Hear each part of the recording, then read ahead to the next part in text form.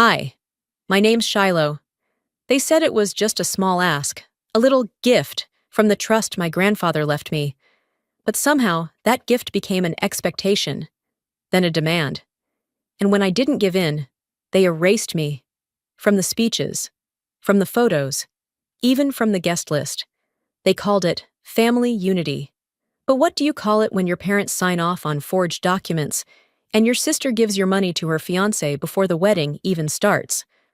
What would you do if your silence was the only thing keeping their version of the truth alive? Would you stay quiet or finally press play? It started with a laugh. A soft one, the kind that floats over roasted chicken and red wine. The kind you're expected to join in on whether or not the joke is at your expense. I laughed too. Not because it was funny, but because I've learned over the years that silence, in this house, often sounds like rebellion. And tonight, of all nights, I wasn't ready to be the rebel. Marjorie sat across from me, all teeth and pearls, fingers laced delicately over her fiancé's hand. Eldon, always sharp in appearance but dull behind the eyes, grinned like he'd just won a prize. And maybe he had. After all, he was marrying the favorite, the golden child, the one they never questioned, never challenged. Dinner was at my parents' place, Asheville, warm evening, the kind of North Carolina spring that makes the air feel forgiving. But nothing about this dinner was easy. So, Marjorie dragged the word out, swirling her wine. You're not using it, right? I mean, it's just sitting there. I didn't answer right away. I knew what she meant. We all did. She kept going. The trust, I mean. Grandpa's gift. Just a little bit. For the wedding. Not the whole thing. The room was silent for a half-beat too long, before Dolores, our mother, jumped in. Marjorie didn't mean anything by it, honey. Just thinking aloud, that's all. I smiled. Small. The kind of smile that says, I'm not angry, but I'm not agreeing either. Lowell, my father, cleared his throat.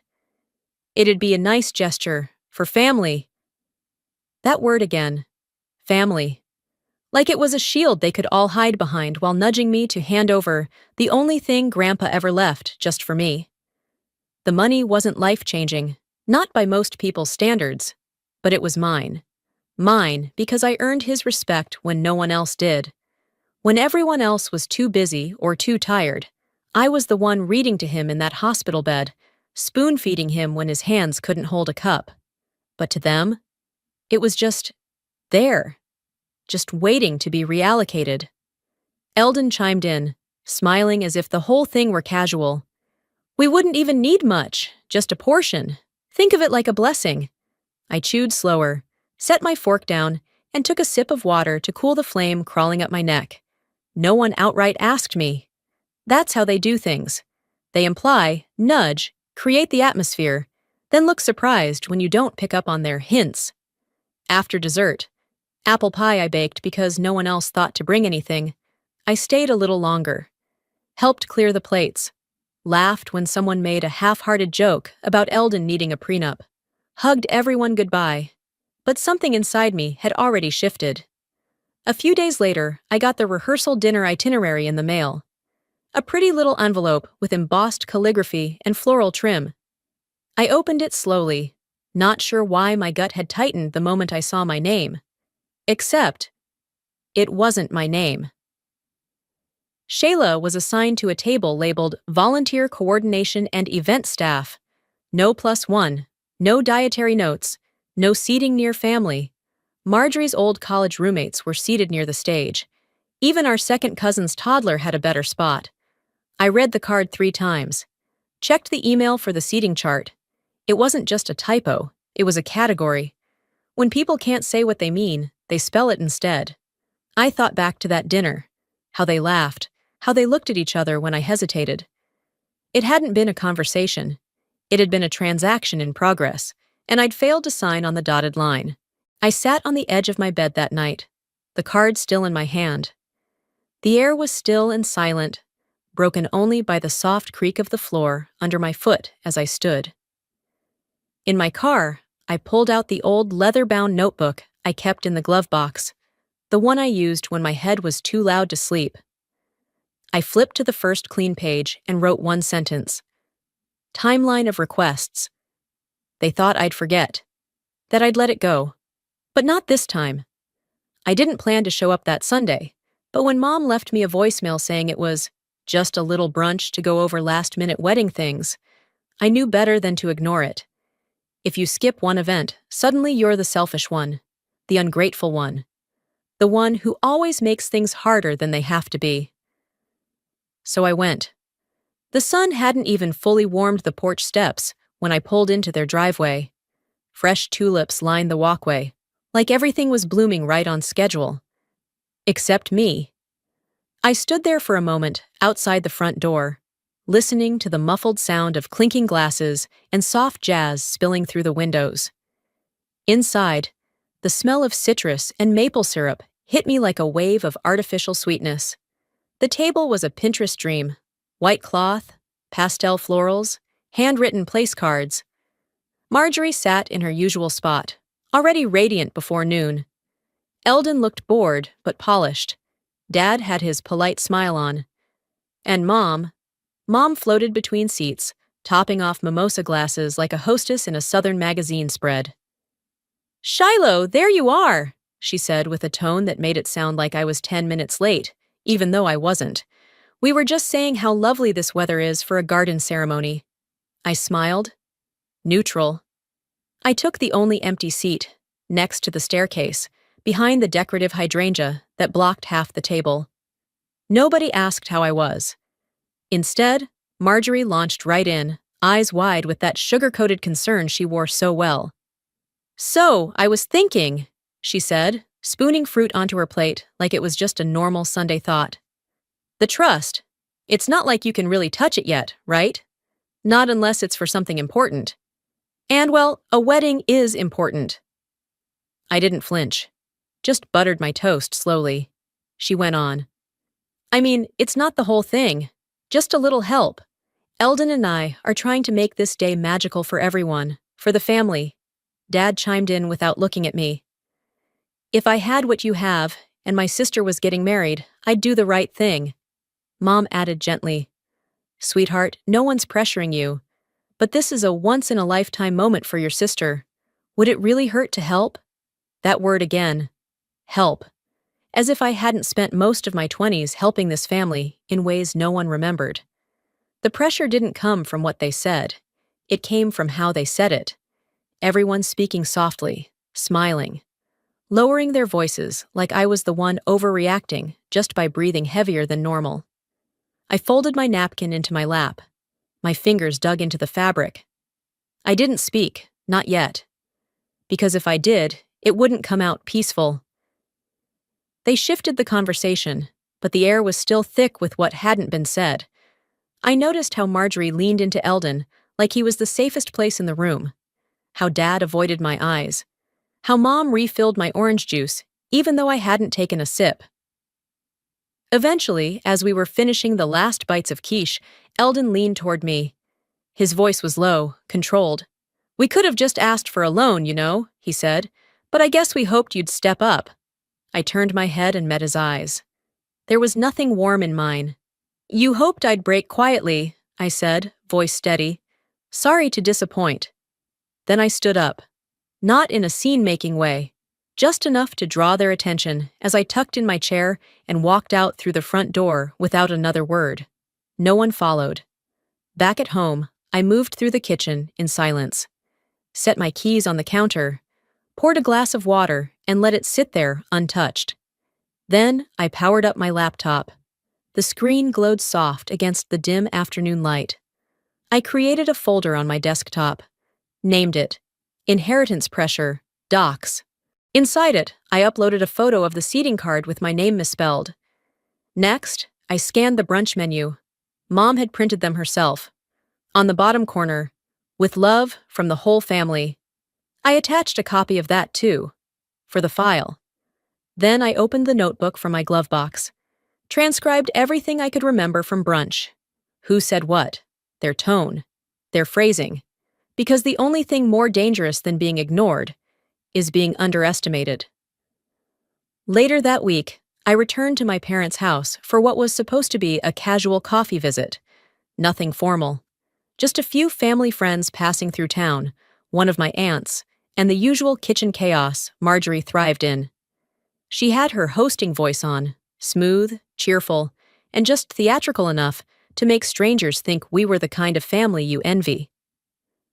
I stayed near the edge of the living room, perched on the arm of the couch with a mug in hand, quietly observing. I've always known how to make myself small in that house. Not invisible, just easily ignored. As the group eased into that familiar late afternoon lull, when caffeine fades and the real talk begins, Marjorie launched into one of her stories. I didn't look up at first, but then I heard it, my grandfather's name. Grandpa used to tell me I had his spirit, she said, smiling warmly. He always said I reminded him of his mother, strong, decisive, stubborn as all get out. Light chuckles rippled through the group. She leaned in, her voice softening. We both sat with him when he got really sick, you know. Stayed up with him some nights, even when he couldn't speak anymore. I didn't breathe. She went on, weaving her version of a bedside vigil neither she nor Eldon had attended for more than a few short visits. I was there every night for 2 months. 2 long, unraveling months. I knew which days the pain meds didn't work. I knew what kind of pudding he hated. I knew the sound of his breathing when he slept and when he pretended to. But in her version, I had vanished, not forgotten, just omitted. And no one corrected her. Not Dad, not Mom, not the aunt who knew better. They all just smiled, nodded, sipped their coffee. I stayed silent, not because I lacked words, but because I knew they wouldn't land. I'd learned that lesson years ago. Truth has no weight in a room full of rehearsed memories. So I drank the rest of my lukewarm coffee and excused myself to the hallway. I stood there a moment, pretending to scroll my phone just to reset. That's when I saw it. The living room photo wall had been rearranged. New frames, fresh prints.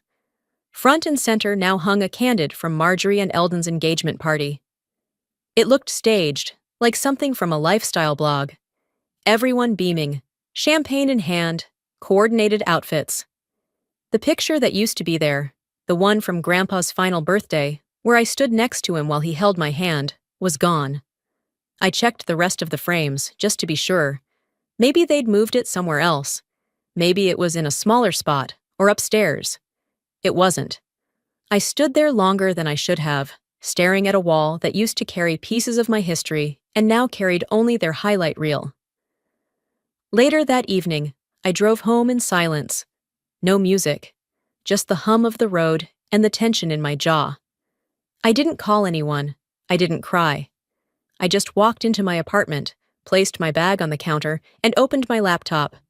Created a new subfolder. Revision attempts, verbal and visual. I uploaded a screenshot from a video I'd saved. Me reading to Grandpa by his hospital bed. I still had it, tucked away in a forgotten USB drive.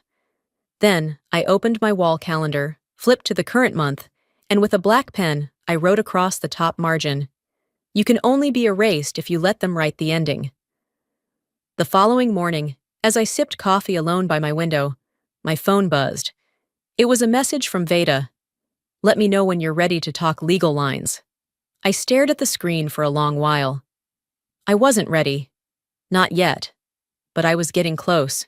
By the time Sunday rolled around, the air had shifted again. A text from Mom, short and clipped, read, "Stop by tonight. Quick dinner, just us." That was all. No emojis, no warmth, no hint of whether this was a casual invite or another carefully staged performance. I knew better than to assume. I left the studio just after 5. The kiln was still warm from the last firing, and the glaze hadn't fully set on a batch of bowls I'd promised for next weekend's market. But I closed up anyway, pulled on a clean jacket, and made the familiar drive across town. Every time I passed the corner gas station, I felt a pinch in my chest. That was where Grandpa used to buy me grape soda as a kid, always whispering, "Don't tell your mama." That sort of loyalty felt like folklore now. When I pulled into the driveway, it was already dusk. Porch lights glowed, casting long shadows across the brick steps. I walked up slowly, careful, like the air might shatter if I moved too fast. Inside, the living room lights were dim, and the table was already set. No food, no clinking dishes, just 4 chairs pulled neatly into place. My parents on one side, Marjorie and Eldon across from them. My seat sat alone at the head of the table. They didn't call it a meeting, but it was one. A staged production in 4 acts. No scripts, but every word felt rehearsed. "Shiloh!" Mom greeted me, soft as a cloud. "Glad you came." I sat without speaking. My palms rested flat on my thighs, grounding me. Dad started. "We've been thinking. It might help if we all cleared the air before the wedding. It's important to your sister that everyone's on the same page." Eldon nodded, offering a smile that didn't reach his eyes. "Nobody wants drama, especially not on the big day." Then Marjorie leaned forward. "We're just trying to do what's best for the family." That word again. I didn't move. I didn't even blink. She continued. "I know you feel protective of the trust, but it's not like it's doing anything right now. It's just sitting there while we're trying to build something." Dad followed up like he'd been cued. "If it were me in your shoes, I'd want to see my sister happy. This could really help set them up." And finally, Mom landed the finishing blow. "You've always been the steady one, the thoughtful one. This bitterness, it doesn't look good on you, sweetheart." Ah, there it was. The setup, the spin. "You've changed." That was the new narrative, that I was the difficult one, the one making this hard. Not them, not the pressure, not the slow erosion of boundaries. Just me, with my reluctance, my refusal, my resistance. I exhaled slowly, my fingers curling into the fabric of my jeans. "You think this is about money," I said, voice steady. "It's not." Eldon raised a brow. "Then what is it about?" I looked at each of them. My sister, so polished and righteous. My parents, clinging to comfort. Eldon, smug in his calculated distance. "This isn't a request," I said. "It's a campaign, and I'm not part of it." The room fell quiet. Not a stunned silence, just stalled. Like they hadn't planned for me to push back with actual words. Dad cleared his throat. "We're worried about your attitude lately. This isn't you." I tilted my head, letting the irony soak. "So now I'm the angry one," I said, half to myself. "After months of being cornered with a smile, now I'm the problem." No one corrected me. I reached into my coat pocket and set my phone on the table. Screen up, recording timer blinking. 14:27. They all looked at it. "I don't argue anymore," I said. "I document." Then I stood up, calm as I had entered. Mom started to say something, maybe to pull it back, maybe to soften what couldn't be softened anymore. But I was already walking. Back at my apartment, I didn't waste time. I plugged in my phone, saved the recording, backed it up to 2 folders, labeled it clearly, "Family Meeting, Unedited." Then I attached it to the folder on my desktop and opened the message thread with Veda. Her response came fast. "That's enough evidence to begin a freeze motion. Let's talk Monday." I typed back without hesitation. "Let them keep talking. I'm done listening." By the time the rehearsal day came, I wasn't walking in blind anymore. I had already braced myself for omissions, backhanded kindness, and that nauseating tone my family used whenever they needed something but didn't want to ask outright. Still, I didn't expect the full production. It was early. Dolores had asked me to be there ahead of the others, to help with setup. I arrived a few minutes before 9. The barn had been renovated with polished wood floors, exposed beams, and overpriced fairy lights strung like some Southern Living magazine fantasy. The smell of lemon polish and eucalyptus candles filled the space. I walked in carrying the extra crates of lanterns I'd picked up for her last week. Unpaid, unthanked, of course, and headed toward the stage where a clipboard sat waiting. The event coordinator was chatting with a florist, so I figured I'd glance over the printed program she'd left behind. It took 3 seconds for my stomach to tighten. There was a section titled Words of Gratitude. Beneath it, a list of names. Cousins I hadn't seen since my 20s. An old neighbor who used to bring banana bread during Christmas. The efficient.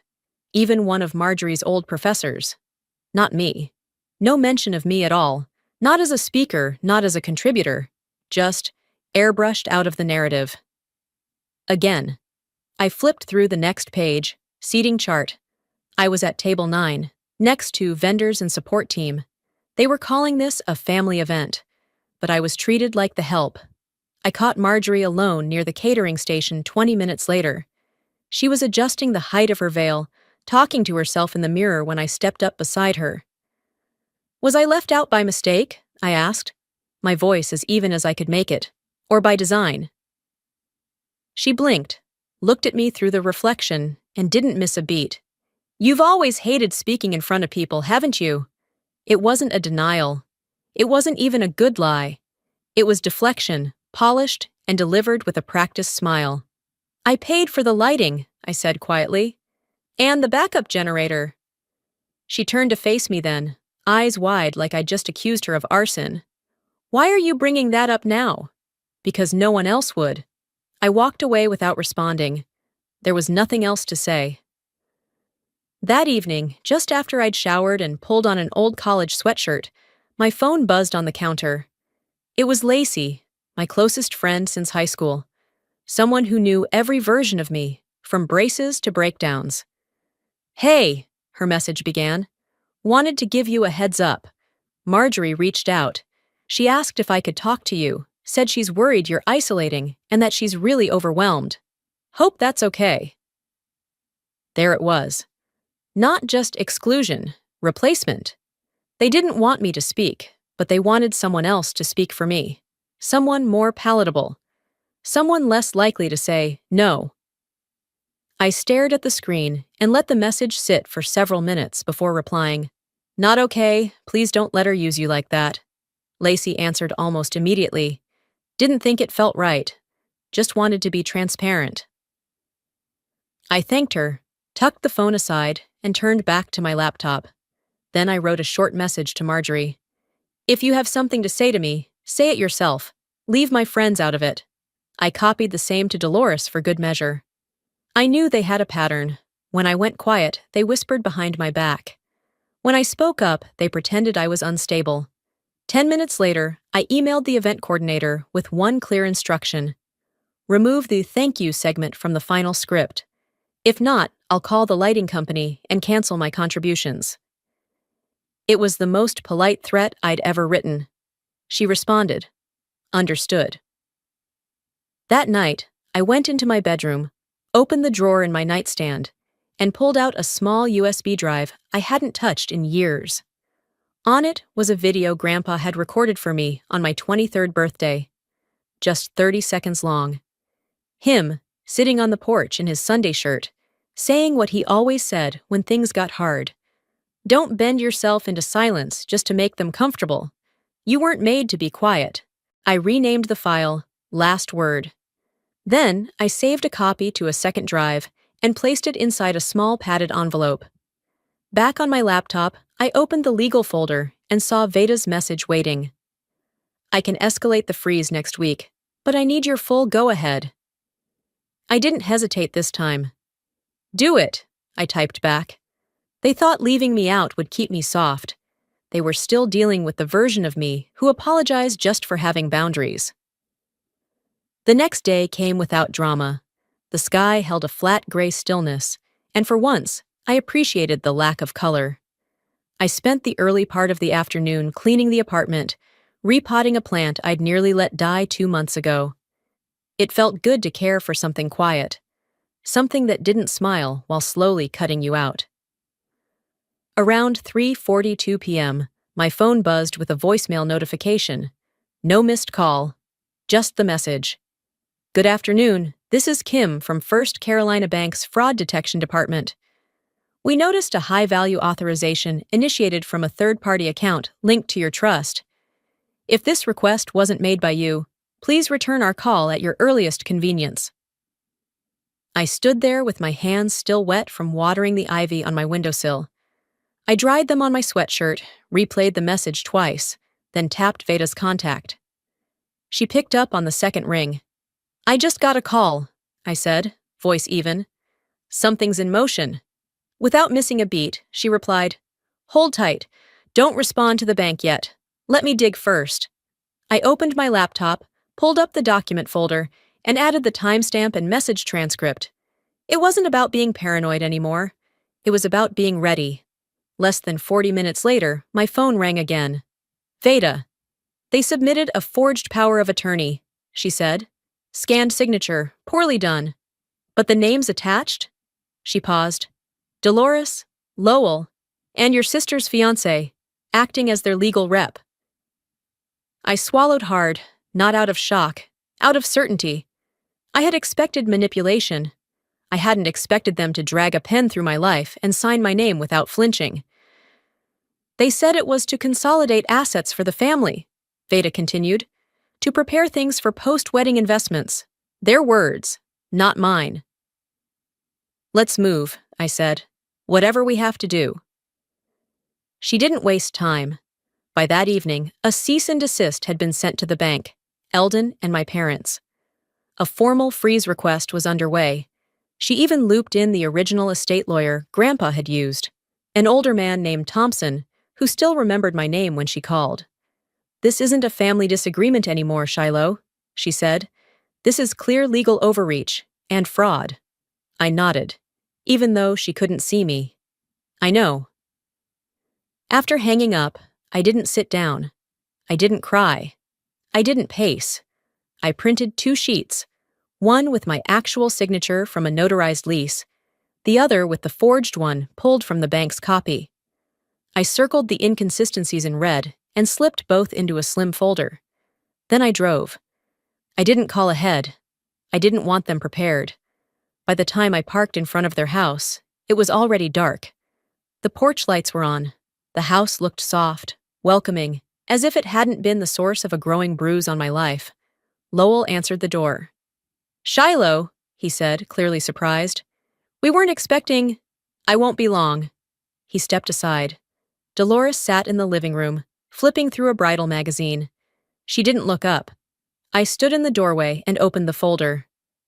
"This is your last warning," I said.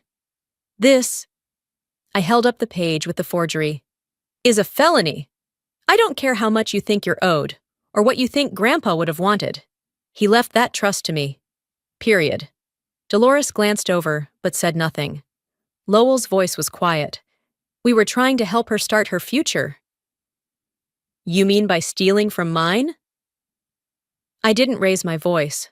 I didn't need to. I laid the photocopies on the coffee table and pointed to the forged signature. "I asked for distance. You broke into my life with a pen."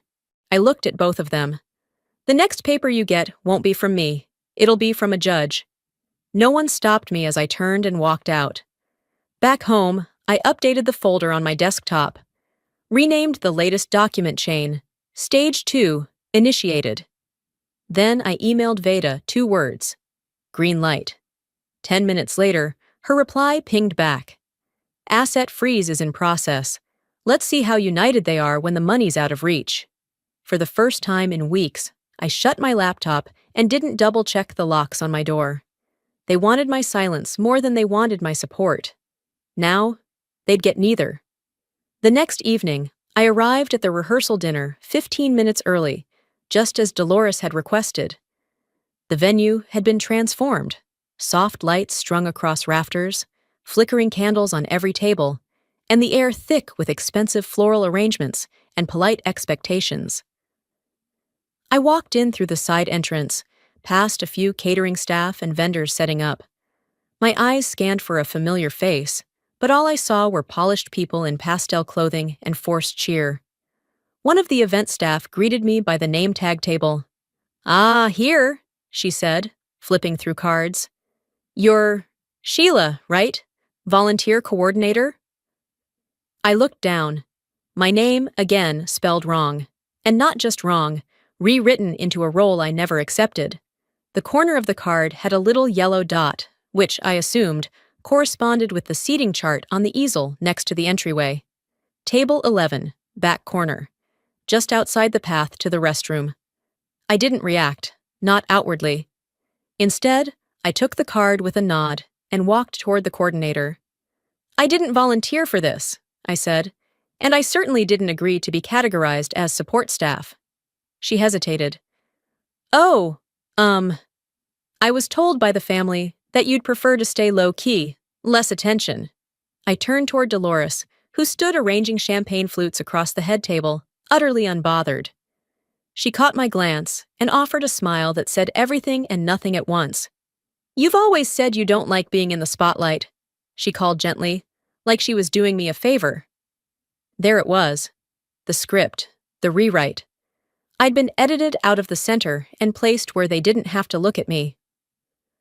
I sat at my assigned table, surrounded by folded chairs and distant relatives of the caterer. The only sound was the occasional flush from the nearby restroom and the clinking of silverware being laid out. Midway through dinner, a woman I barely recognized leaned over, wineglass in hand. "Your sister's so lucky," she said with that tight-lipped smile people wear when they're not quite sure if they're complimenting you or reminding you of your place. "Getting married, finally settling down. And you? Still doing your art thing, right?" Still. As if what I'd built didn't count. As if not attaching myself to a man meant I was floating untethered, while Marjorie's diamond ring somehow anchored her to virtue. I nodded, sipped my water, and didn't offer anything back. I'd learned that not every insult came with sharp edges. Some arrived dressed like concern and left bruises anyway. After the meal, Eldon stood to give a toast. He tapped his glass with his fork and began. "Family is everything," he said, "and in every family there are sacrifices. People who know when to give, not just hold. Who understand that unity means stepping aside when someone else needs the space." I felt the air shift. Eyes turned. Not all, but enough. A few subtle glances toward my corner table, the one next to the restroom. I stood up before he finished, walked out through the kitchen, past the dishwashers, and into the cool night air. There was no anger anymore, just a cold clarity. This wasn't my event. It never had been. I was here because they needed a witness, not a participant. By the time I got home, the sky had darkened and my phone had 2 missed calls from unknown numbers. I ignored them. I sat on the edge of my bed, slipped off my shoes, and pulled out the USB drive labeled Last Word. I'd kept it safe for years. Now it was ready. I called the technician at the venue. He answered with a casual, "Hey, yeah? Can I make a last-minute addition to the AV loop?" I asked. "Sure," he said, slightly confused, "as long as I get it tonight." I attached the file and sent it. No note, no context. It would play when they least expected it. Just 30 seconds. Grandpa's voice, his words, his eyes locked into the camera, saying exactly what needed to be said. Back in my room, I changed into a sweatshirt, closed my laptop, and glanced at my phone once more. A message from Veda lit up the screen. "Everything locked. They can't access a cent." My response came without hesitation. "Perfect. Now I'll deal with their other currency, attention." That night, I went to sleep with my phone face down and the curtains drawn. I didn't need more light. I didn't want more noise. All I needed was a few hours of quiet before the final act. And maybe, for the first time in a long while, I actually slept. By the time morning rolled in, Asheville was foggy, the kind of dense mist that muffled everything. The air, the sounds, even your thoughts. I woke to a vibration on the nightstand. A bank notification. "Transfer of $60,000 initiated." I sat up fast, staring at the screen. The asset freeze hadn't cleared through the court yet. They'd found a window. Eldon had slipped something past. Probably filed before the paperwork finalized. Probably thought I wouldn't catch it until it was too late. I called Veda immediately. She answered before the first ring ended. "I know," she said, calm. "I saw it come through. Emergency injunction is already filed. I flagged it with the trust's legal counsel. We'll reverse it. Let them celebrate this last grab. It'll be short-lived. She sounded colder than usual, focused, like this wasn't just law anymore, it was personal.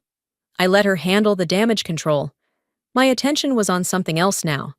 By early afternoon, the wedding had begun. I didn't wear anything flashy, just gray slacks and a black blouse. No makeup, no heels, no pretending to play a part I wasn't written into. The venue was buzzing by the time I arrived. I moved through the entrance without drawing attention, past staff adjusting chairs and checking floral placements. The AV technician spotted me and gave a small thumbs up. Cued. Slide 42, he whispered. It'll auto-run with the montage. You sure you want no intro slide? I nodded once. Just let it speak. I found a seat in the back, far from the head table. I wasn't here to pose for pictures or play nice with people who hadn't spoken to me in a decade. I was here for closure, my own kind. The reception moved along with precision. Champagne poured on time, speeches sprinkled between courses. Marjorie looked perfect in her dress, smiling as if the last 3 months had been smooth sailing. Eldon clung to her side like a campaign manager next to his candidate. Then came the family montage.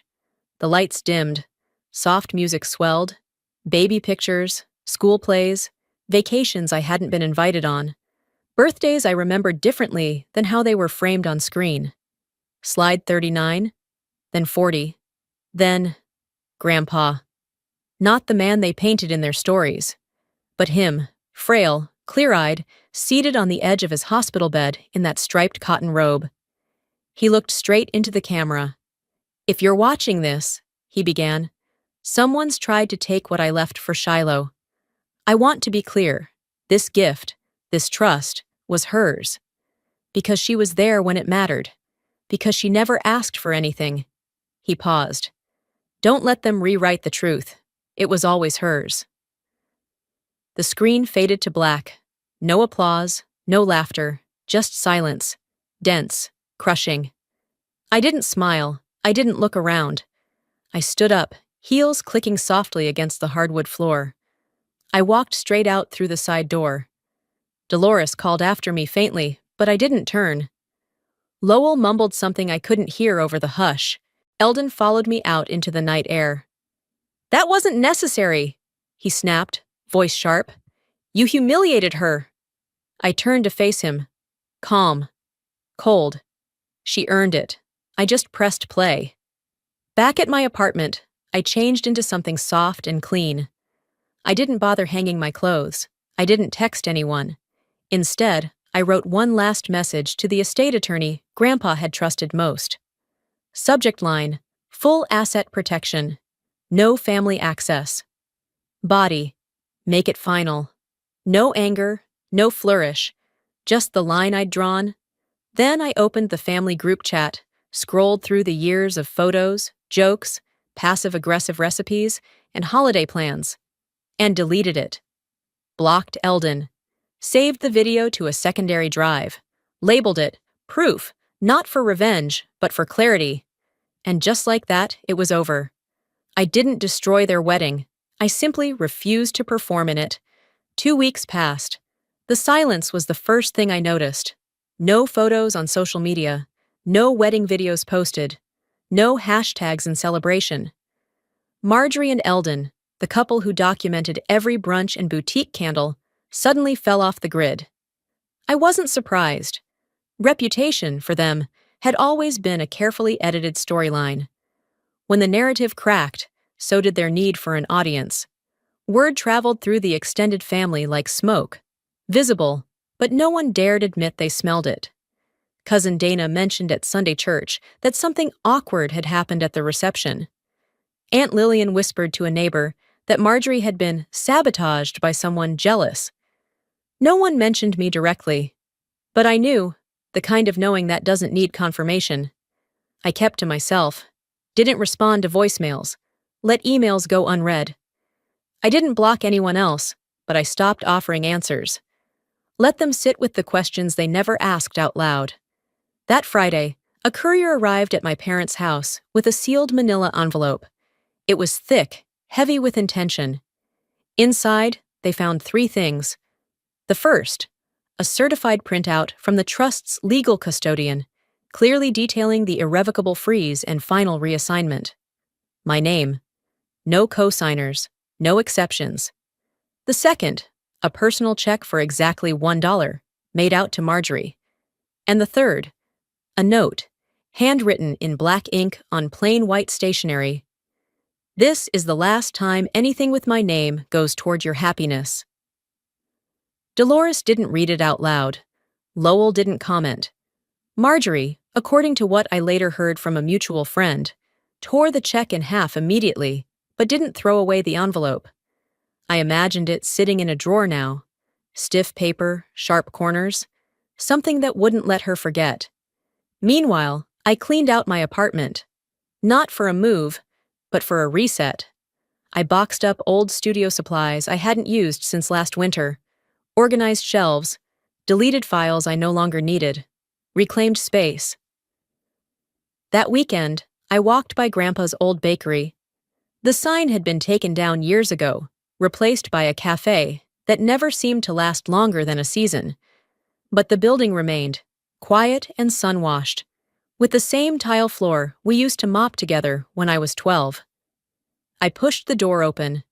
The new owner, a young guy named Jordan, greeted me from behind the counter. "I'm just looking," I said, stepping into the space like it still belonged to me. In some small way, it did. Before leaving, I handed him a flyer. Simple print, black and white. Coming soon, small batch ceramics by Shiloh. No flourish, no logo, just a new beginning.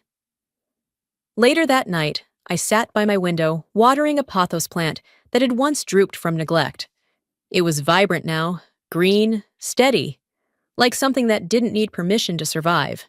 My phone buzzed. An old voicemail from Grandpa still lived in my saved folder. I hadn't listened to it since the night he passed, but somehow my thumb hovered over it now. His voice came through, soft, raspy, unmistakably him. "Some people don't change, Shiloh. They just get better at being who they've always been. But you have the courage to choose." I smiled. Then I deleted it. Not because it hurt, but because I didn't need to carry it anymore to remember who I was.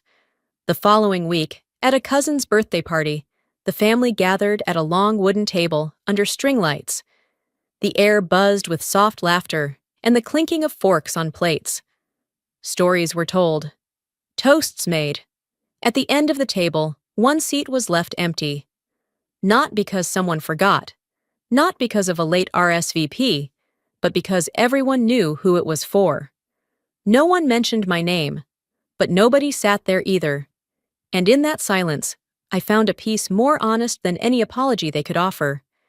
Some endings don't come with closure. They come with clarity. And I was finally free. Looking back, I didn't just walk away from my family. I walked toward myself. Sometimes the hardest battles we fight aren't loud. They happen in kitchens, in silence, in the spaces where we're expected to stay quiet for the sake of peace. But peace without respect isn't peace at all. It's surrender. I learned that protecting your boundaries doesn't make you cruel. Saying no doesn't make you unloving. And walking away doesn't make you weak. It means you finally chose you. Maybe you've been the invisible one, the one expected to give, stay calm, be reasonable. If this story found its way to you, maybe it's because your silence has gone on long enough. Now I'd love to hear from you. Have you ever been pushed into a role that wasn't yours, just to keep the family together? Do you believe family loyalty should have limits? Or is that too risky to say out loud? Let's talk about it. Share your thoughts in the comments. You don't have to agree with me, just speak your truth. And if this story touched something in you, if you saw even a flicker of your own life in mine, leave a 1 in the comments, or tell me where you're watching from. If you didn't like this video, that's okay too. I'd genuinely love to know why and where you're watching from, whether it's your kitchen, a quiet evening walk, or somewhere you're just trying to feel less alone. And hey, if stories like this speak to you, if you want more honest, unfiltered tales about real people navigating real wounds and quiet victories, go ahead and hit that subscribe button. I've got more stories to share. Some painful, some hopeful, all true. You being here? That already means something. Thank you for listening.